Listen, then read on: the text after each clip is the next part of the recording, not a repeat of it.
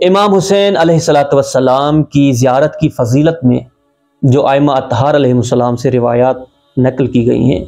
ان میں سے کچھ منتخب شدہ روایات کو آپ کے سامنے بیان کیا جا رہا ہے تاکہ امام حسین کی زیارت کی فضیلت اور اس کی معرفت سب پر عیاں ہو جائے۔ پہلی روایت جو آپ کے سامنے میں بیان کرنے جا رہا ہوں، یہ روایت وسائل الشیعہ کے جلد نمبر 14 میں امام محمد باقر علیہ الصلوۃ والسلام سے نقل کی گئی ہے۔ جس راوی نے اس روایت کو نقل کیا ہے وہ ہے محمد ابن مسلم۔ یہ شخص کہتا ہے کہ ایک دن سرکار امام محمد باقر علیہ الصلوۃ والسلام نے امام حسین کی زیارت کی فضیلت میں مجھ سے یہ الفاظ کہے کہ لو یعلم الناس ما فی زیارت الحسین من الفضل لماتوا شوقا۔ امام فرما رہے ہیں کہ اگر لوگوں کو امام حسین کی زیارت کی فضیلت کا ادراک حاصل ہو جاتا،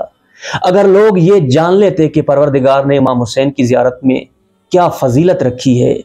تو لوگ امام حسین کی زیارت کے شوق میں مر جاتے۔ اللہ اکبر! یہ معصوم امام کی زبان سے ان جملوں کا نکلنا یہاں کوئی مبالغہ نہیں ہو رہا، بلکہ عین حقیقت کو بیان کیا جا رہا ہے، کیونکہ معصوم امام بڑھا چڑھا کر کسی بات کو پیش نہیں کرتے، وہ عین حقیقت بیان کرتے ہیں۔ امام کے یہ الفاظ کہ لماتوا شوقا،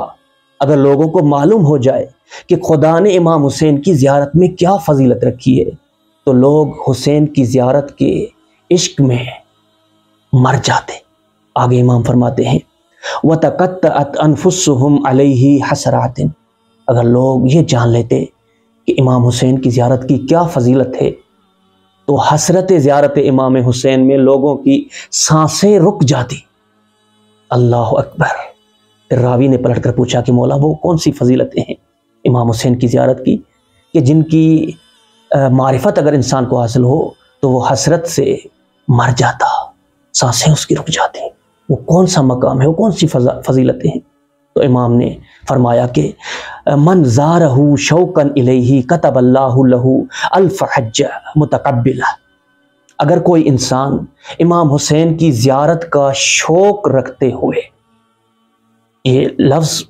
معنی رکھتا ہے، یعنی ہر کسی کے لیے یہ اجر نہیں جو امام بیان کر رہے ہیں، جو عشق حسین میں ڈوب کر شوق و عشق سے امام حسین کی قبر کی زیارت کو، اس کے لیے یہ فضیلتیں ہیں۔ اما آج کل بعض ایسے افراد بھی آپ کو ملیں گے جنہوں نے زیارت کے اس سفر کو اپنے لیے تجارت قرار دیا ہوا ہے، ان کی بات نہیں ہو رہی، کیونکہ امام نے جو لفظ یہاں پر استعمال فرمایا ہے وہ یہ کہ شوقاً، امام حسین کے عشق و شوق میں جو زیارت امام حسین کو جائے اس کے لیے یہ اجر ہے کہ پروردگار اس کے نامہ اعمال میں 1000 مقبول حجوں کا ثواب لکھ دیتا ہے۔ لوگ جو حج پہ جاتے ہیں، اتنا سفر طے کرنے کے بعد، خرچہ کرنے کے باوجود بھی انہیں یقین نہیں ہوتا کہ وہ جو حج انجام دیا جا رہا ہے، وہ جو عبادت کو انجام دے رہے ہیں وہ قبول بھی ہے یا نہیں، کوئی ضمانت نہیں۔ تمام عبادت اسی طرح ہیں، آپ نمازیں پڑھ لیں، روزے رکھ لیں، کوئی آپ کو گارنٹی نہیں دے سکتا کہ آپ نے جو نماز ادا کی ہے وہ قبول ہے، لیکن یہاں پر امام محمد باقر ایک معصوم امام قبولیت کی ضمانت دے رہے ہیں اس انسان کے لیے جو شوق حسین میں زیارت کو جائے،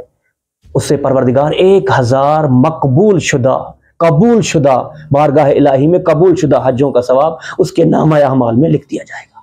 آگے روایت کہتی ہے فقط 1000 حجوں کی بات نہیں ہو رہی، آگے امام فرماتے ہیں وَأَلْفَ عُمْرَةٍ مَبْرُورَةٍ، اور 1000 قبول شدہ عمروں کا ثواب اس کے نامہ اعمال میں لکھ دیا جائے گا۔ اور آگے مولا نے فرمایا وَأَجْرَ أَلْفَ شَهِيدٍ مِّن شُهَدَاءِ بَدْرٍ، اور 1000 وہ شہداء جو بدر میں شہید ہوئے، یعنی وہ شہداء جو بدر میں شہید ہوئے،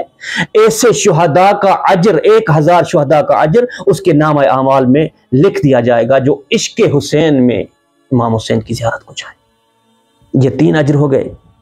1000 قبول شدہ حج اس کے نامہ اعمال میں، 1000 قبول شدہ عمرے اس کے نامہ اعمال میں، اور 1000 شہداء بدر جیسے شہداء جنہوں نے راہ خدا میں اپنی جانیں قربان کر دی، ان کا اجر اس کے نامہ اعمال میں لکھ دیا جائے گا۔ آگے مولا فرماتے ہیں وَأَجْرَ أَلْفَ صَائِمٍ،